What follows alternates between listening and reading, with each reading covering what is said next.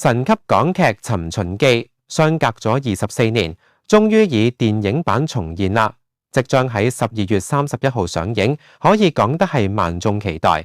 2001年，《尋秦記》喺無線翡翠台播出，由古天樂、孫軒、林峰、郭羨妮、彭麗明等領銜主演。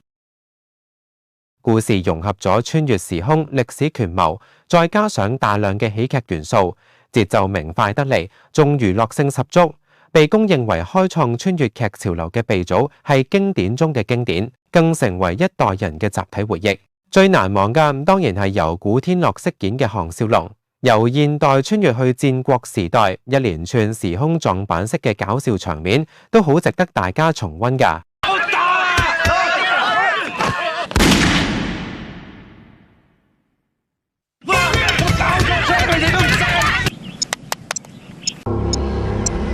唔係啊話，而家先冇電咁大整蠱？呢次係咩嚟㗎？啊唔係，即係退完清潔呢度用嗰種啊！哦，呢啲啊嘛。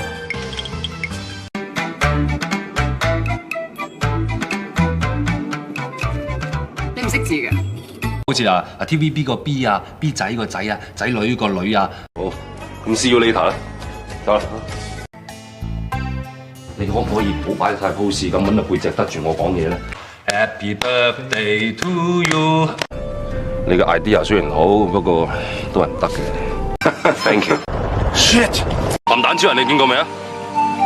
時光機送我嚟呢度，我咪呢度出現咯。冇雞我聽過，大公雞亦都聽過，時光雞我從未聽過喎。你知唔知咩叫 UFO 啊？你估你個全名係咪叫烏當當？又或者有個細佬叫烏 Sir 啦嚇？唔好，有年輕你咁破費 AA 制咪得咯。話晒都知貨啊！你哋係當豬咯咁打。哇！呢度啲臨時演員咁平嘅，呢度唔止10兩啦。係啊係啊！我哋個樣幾似耶穌。你而家做到啲產前分娩課程嗰啲掌上壓咁。喂，你咁中意放蛇，你冇去做差婆。電影版《尋秦記》即將上映，由古天樂親自操刀做監製，以原班人馬回歸，力求保留原劇嘅情懷。同時為電影版注入咗新嘅元素，最地道嘅大型港產片，相信粉絲們一定會入場支持啦。